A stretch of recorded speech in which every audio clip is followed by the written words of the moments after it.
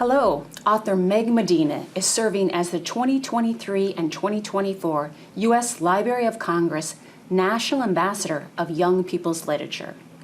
During her 2-year term, she is raising awareness of the importance of young people's literature for lifelong literacy, education, and the development and betterment of the lives of young people.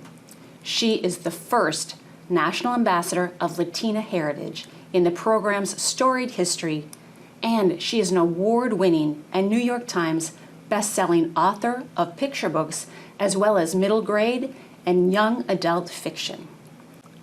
Meg, welcome to USAID, and thank you so much for being here today. It's a pleasure. Thanks. I could start by talking about all your accolades and awards, but if I did that, I'm afraid that we wouldn't be able to talk about your work. So if you don't mind, I'm going to turn right to that. Can you tell us a little bit more about your role as the National Ambassador of Young People's Literature? Sure. The National Ambassador of Young People's Literature is an initiative of the Library of Congress and Every Child a Reader. Our librarian, Dr. Carla Hayden, selects a person to serve for 2 years in that role.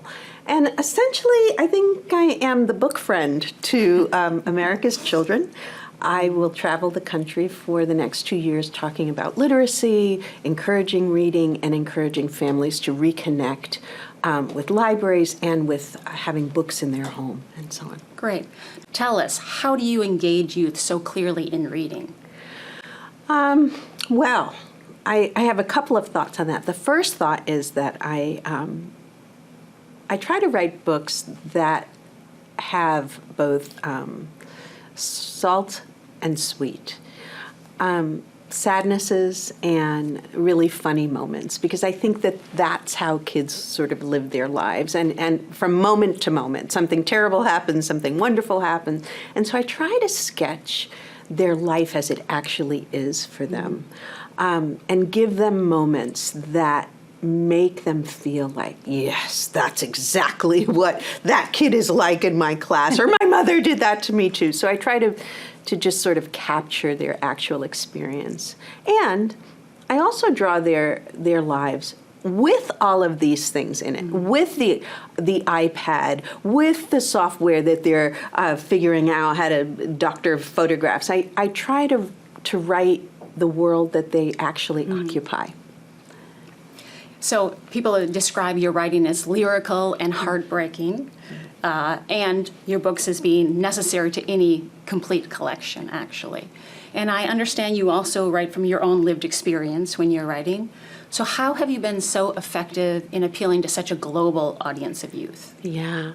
So, yes, I think I write the story of what it was like to grow up. But I don't write memoir. Right? That's something completely different. I think when you write for kids, you have to quiet your desire to be the adult.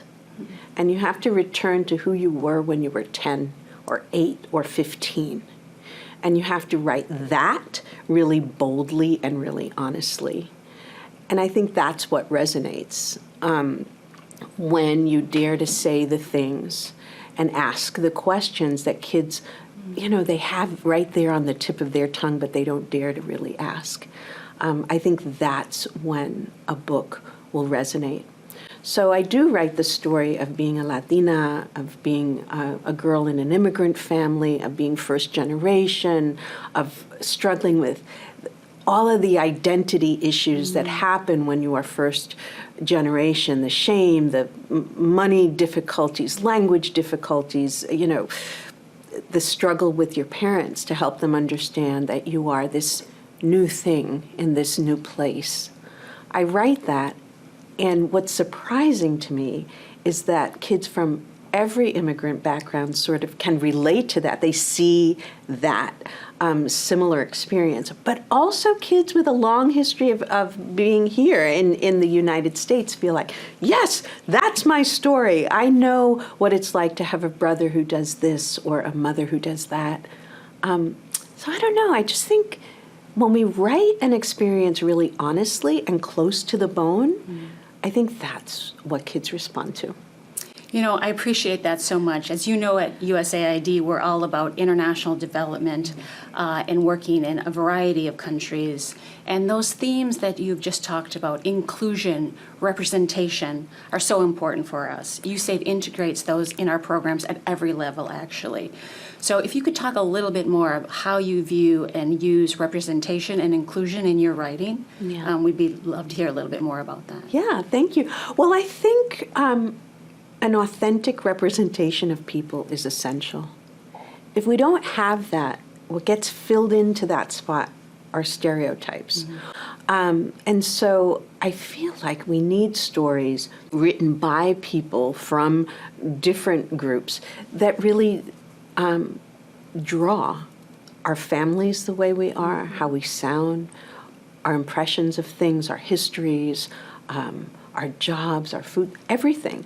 Not just food and music, not just the most common stereotype of a person. So to that end, I spend a lot of time trying to draw, in my books, I center Latina families that look and sound like the many Latino families that I know across every kind of group, economic, racial, religious, and I just try to draw them with a lot of love and with respect. And that, I think, is at the root of things, which is why I spend, I think, a lot of time advocating for new voices and for authors of color to be able to write the stories that they've lived. I think that's the most honest way forward. So at USAID, we know that we need children to learn to read before they're 9. We know it has changed the trajectory, will change the trajectory of their lives. They are more likely to stay in school. They will live longer. They have the potential to earn more money. But we still hear that children are reticent to read. How do you think we take on that challenge? Yeah, I think we should talk about reading not like broccoli, right? I think we should not. We spend a lot of time being worried if you don't read by this will happen. Your ears will fall off. You will live in a hole. There's so many things that we put on reading, and we've also sort of given it to schools as their job, as their subject. So kids naturally have come to this with this sense of fear. I'm going to have this test at the end of 3rd grade or 2nd grade or whenever they have to face it. And if I don't, this happens. And it becomes a chore. So I think the smartest thing to do is to return joy to reading. I think we need to frame it in the positives that it offers, the shared experience, the conversation that you could have with your friend about that really funny scene, the things that it helps you learn about somebody else, about yourself, just the beautiful silence, time with yourself in a hammock, in your chair, in your room, under a blanket with a flashlight, all those things, we have to give that back to them. How we do that is I think we need to make reading a really natural part of their life. Are there books in your home? Can they see you reading a newspaper or a magazine? Do you read aloud to them something really great that you just read and you say, listen to this, and you read this little section? Do you have any specific advice for teachers who are dealing with really reading reticent youth? Yeah, again, I think reading joy. I think choice is the biggest plus that we can offer children, allowing them to choose the books that are calling to them without judging and without throwing obstacles in the way. I think largely what happens is that kids don't read or choose not to read because they haven't found the book that really speaks to them. So you need to let them have that room to find the book. Is it a book on their level? Maybe. Maybe it's below their level, or however you're thinking about leveling. Maybe it's a book that you think is too hard for them. Let them engage with the book the way they need to. How about advice for caregivers who maybe are feeling guilty about how they're doing, or frankly even caregivers that might not read well themselves? What advice would you give to them? Oh, guilt. Isn't that so fun?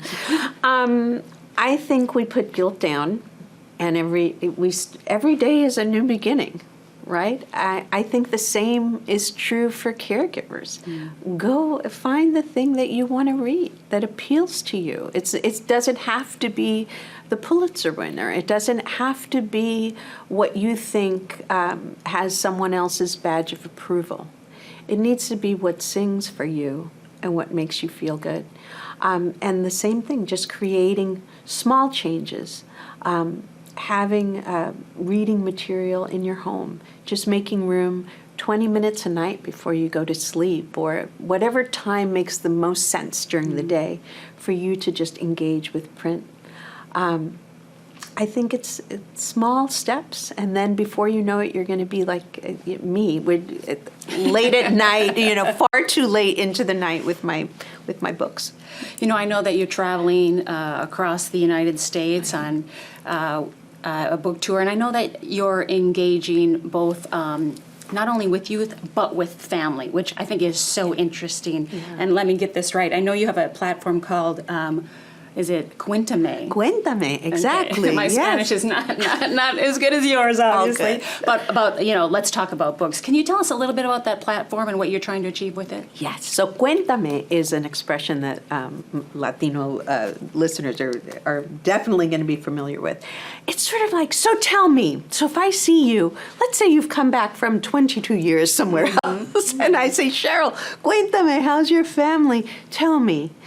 It comes from the word cuentos, story, and me. And so I liked the sort of meshing of story, me. And I loved that it spoke to my Latinidad, my Cuban roots, which was a way to invite Latino readers into the process. Like, I'm the ambassador for all children in this country, but for Latino families, I am very aware that I occupy this very special place as the first Latina in this role. Yeah. So Cuéntame, Let's Talk Books has 3 parts. One is I go to schools. They apply to have me come, and I've asked that I go to schools that can demonstrate for me that they have a relationship with their school library and with the public library, because I feel like those things have to be connected. Books available during the school day, but also creating relationship and habit, that the library is the hub of your community and can be, in many ways, the hub of your family life as well. Your mom can go there to learn English. Your dad can go there to borrow the sewing machine in the makerspace. You can go for story time. You can take out books and many other things that libraries can share now. So for me, I go to schools, I do Cuéntame, which is book talks. I talk to them about the books that I have loved.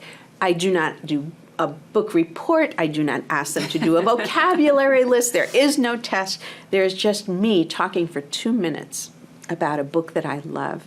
And I do this for several books, and then they have a chance to book talk to me the books that they think I should be reading. So I now have a very long reading list that is coming my way of books that kids are recommending to me.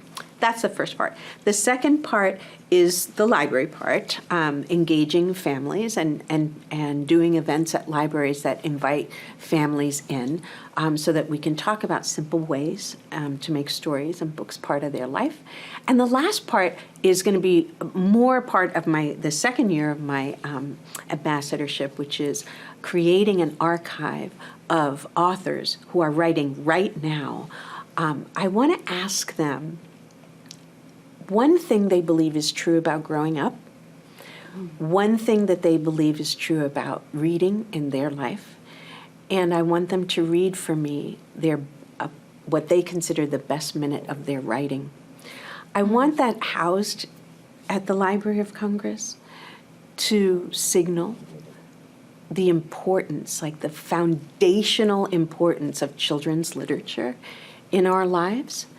I want the respect for children's literature, and I want kids to be able to just click and in 2 minutes meet someone who really loves them and is spending their professional life trying to make their life better. Wow, that's an amazing vision. I know we're coming almost to the end of our time, but is there anything else you want to share with our listeners today? I would just say that I would love to see everyone at the library finding a book that they really love, and I'll see you on the road. Sign me up for Quintame, by the way. I'd love to do that. So thank you for being so generous for your time. Thank you for sharing your wisdom and your vision. And really, on behalf of USAID, thank you for creating so many lifetime learners and lovers of reading. We're really grateful for your service. It's been a pleasure. Thanks for having me.